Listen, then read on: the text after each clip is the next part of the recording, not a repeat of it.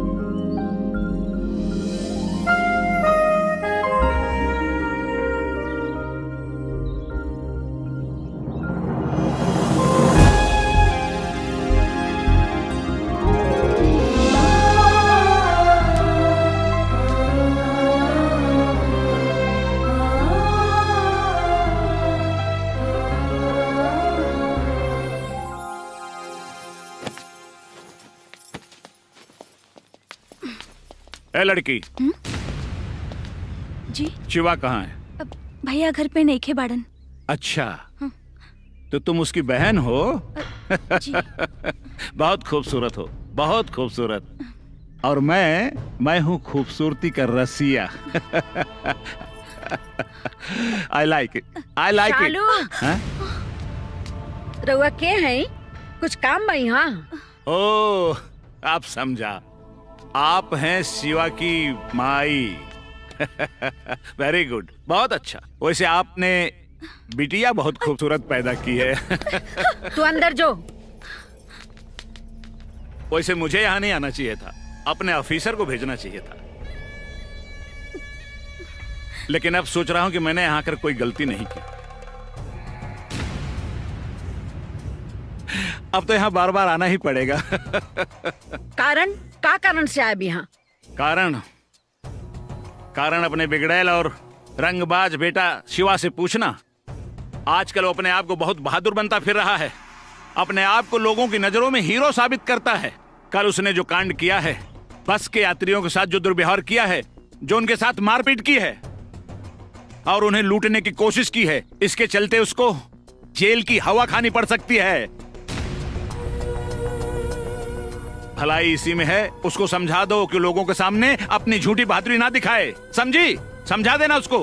ए, तनी रुक जाई। हम गीदड़ नहीं पैदा कैले, शेर पैदा कैले बानी। शेर शेर। हमर बेटा शेर हा, हम ओकर माई। हम तुम्हें और तुम्हारे शेर बेटे दोनों को देख लूंगा, समझी?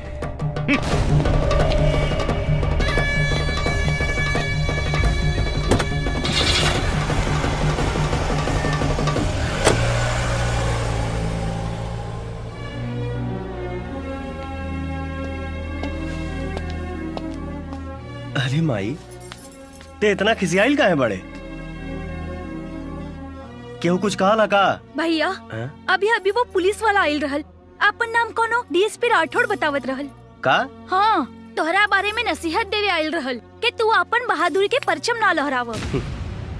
अरे माई, पुलिस के देख के चाहे ओकर बात सुन के ते डरा गेली सका? हाँ? अरे अभी हम जिंदा बानी, तोरा अपने लाल पे भरोसा नहीं खे? हाँ? देख ले हम उनके, अब खुश हो जो। चलो खाना खा लो।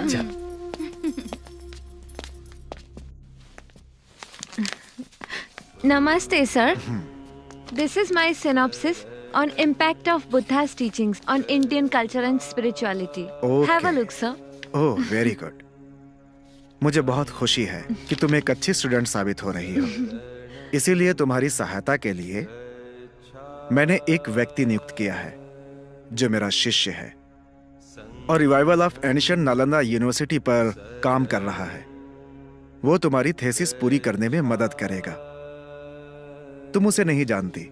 Okay. वो बहुत ही बहादुर और नेक इंसान है। I would like to meet him. सर नमस्ते। अरे शिवा बेटा, आओ, मीट हर। शी इज एलिना, थाईलैंड से आई है।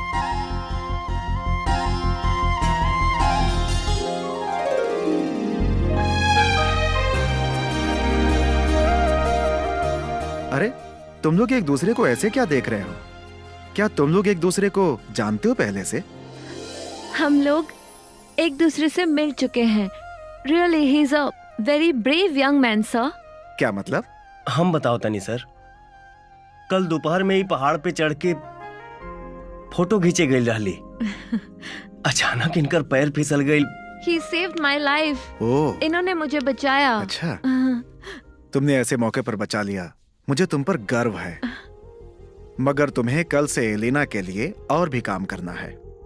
सर तुम्हें एलिना को लेकर राजगीर, नालंदा, बोधगया जाकर वहां के उसके पुरातत्व और अवशेषों पर अध्ययन कराना है। मगर क्या? अगर मगर कुछ नहीं। एलिना हमारी गेस्ट है और इसकी सहायता करना हमारा कर्तव्य है।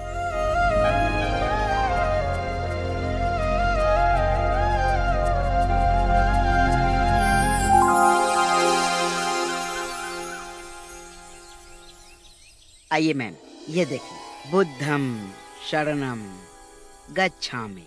सी मैम, यह भगवान बुद्ध की 80 फुटा मूर्ति है। हाँ। यह मूर्ति जापान के सहयोग से निर्मित हुई है। ओह। यहाँ भगवान बुद्ध मेडिटेशन की मुद्रा में बैठे हैं। Okay. और यहाँ की सबसे बड़ी विशेषता यह है मैम कि इनके साये में जो भी व्यक्ति आता है उसे बेहद शांति मिलती है। ऐसा लगता है जैसे स्वयं भगवान बुद्ध शांति की चांदनी बिखेर रहे हो। जय हो भगवान बुद्ध। ये विदेशी लड़की किचिर पिचिर भाषा में इनके का समझाओ तारे? कौनो गलत सलत शिक्षा देहले तो तोके उल्टा टांग दे। अरे ई मत समझिए कि हमके कुछ नहीं के बुझात। अरे ना भैया, हम कुछ गलत सलत ना बताओ नहीं। हम हिनकरा के भगवान बुद्ध के बारे में कहत रहनी। What is he saying in Bhojpuri language? Bhojpuri में क्या बोल रही है ये? मैं रही नहीं रहा। ये बोल रहा है, बोल रहे हैं आप ब्यूटीफुल। ये likes you likes you अच्छा so तो रुको बेटनी। अरे Hey! अरे stop it! Why are you guys fighting? ये तब वहाँ पे बुझले। Stop it! हाँ। क्या हो रहा है? तोरे काम करत रहनी। जितना तू 1 साल में करवा, हम 1 दिन में कर देनी। बड़ संकट में डरना सब रखी री। Stop it! आजकल के डुप्लीकेट गुरुजी लोग से अच्छा तो रहुआ बानी गुरुजी। अपना सुंघे के शक्ति दे के हमरा के हवलदार को नौकरी दिवा देनी। हे प्रभु, हवलदार से डायरेक्ट दरोगा बना दी। ओम स्वानाय नमः, ओम स्वानाय नमः, ओम कुत्ताय नमः, ओम कुत्ताय नमः। हे गुरुजी, हमार भूल चूक माफ करी। हे गुरुजी, राउर आशीर्वाद पाके हम बड़ से बड़ मामला सॉल्व कर लीले प्रभु। हमरा के आशीर्वाद दिहल जाओ प्रभु। हे भैरव बाबा, हमरा के आशीर्वाद दी प्रभु। हमरा के आशीर्वाद दी प्रभु। हमरा के आशीर्वाद दिहल जाओ। हे भगवान, मिल गईल। हे गुरुदेव भगवान, हे गुरुजी, मिल गईल। हमरा आशीर्वाद मिल गईल, आशीर्वाद मिल गईल। हे प्रभु। अरे गुड मॉर्निंग सर। रउआ तैयार होके आ गई नी? हम तैयार बानी सर। तहार ये हरकत हमरा पसंद नहीं खे। तारा के पता बा हम आज कितना टेंशन में बानी? हमारे एक मुखबिर सूचना देले है कि होटल चंद्रगुप्त में इंटरनेशनल गैंग के मीटिंग होके वाला बा। और हमने पता करे के होगी कि ये लोग कौन है और ये लोग के इरादा का है। ओकरा बाद कोनो कार्रवाई कल जाए। जी सर। हम अभी जाता नहीं, तू जल्दी से तैयार हो जाइया। यस सर, यस सर, यस सर। ओम गुरुजी, इज्जत के सवाल बाटे। सर,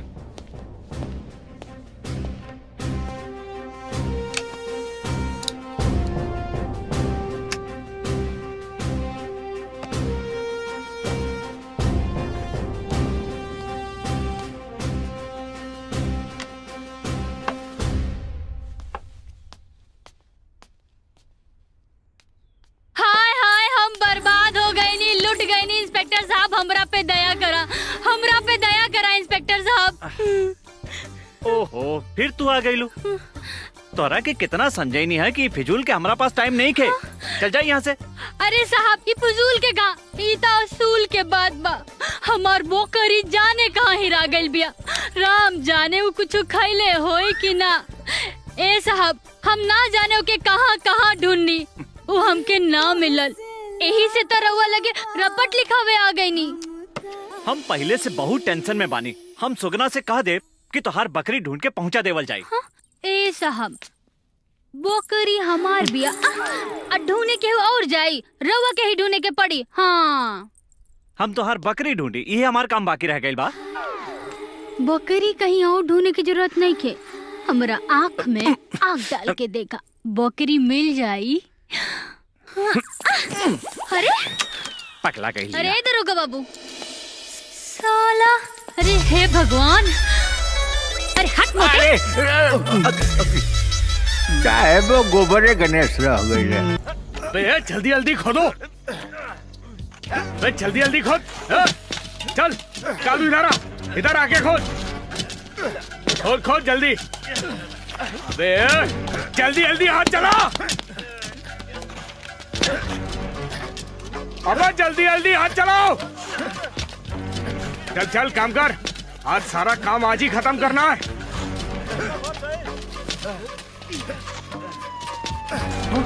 अरे पुलिस!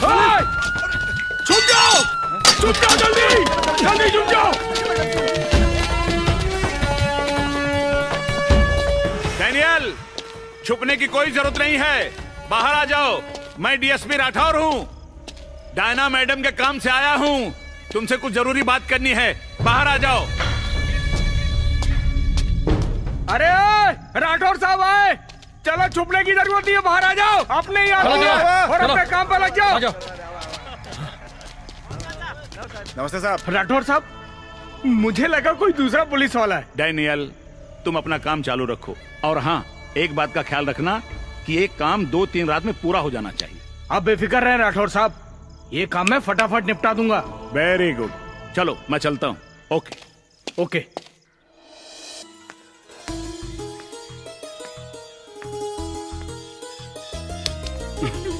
कहाँ खो गइल बाड़े भैया? तहार कुछ हेराइल बा का? हमरा भेरी कौन ऐसा चीज बाकी भुलाई रे? बहुत बकबक करे के सीख गइल बड़े थे, भगले की ना यहाँ से, भाग। ना हमार मतलब बा कि अपन दिल विल तक कहीं छोड़ के ना आइला। अब तहरा के देख के तो ऐसे नहीं कुछ मालूम पड़ता। अरे ओहो, शर्म कर छौड़ी। ऊँट खानी लमहर हो गईलू। आई का पार में दिमाग नाम के चीजें नहीं खे। चल का कैलसिया तहरा के, ई का कैलसिया? माई समझा दे एकरा के, बहुत बोला थिया। का रे, काहे करा के तंग कैले हो? हैं? माई, हमरा के तरह से एगो शिकायत बा। का? तो भैया के ज्यादा प्यार करेलू, ओकरा के ज्यादा मानेलू और हमरा के कम।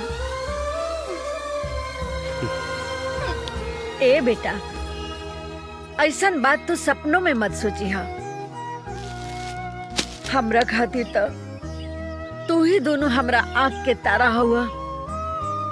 तोहनी लोग के देख के ही तो हम जिंदा रहे नहीं।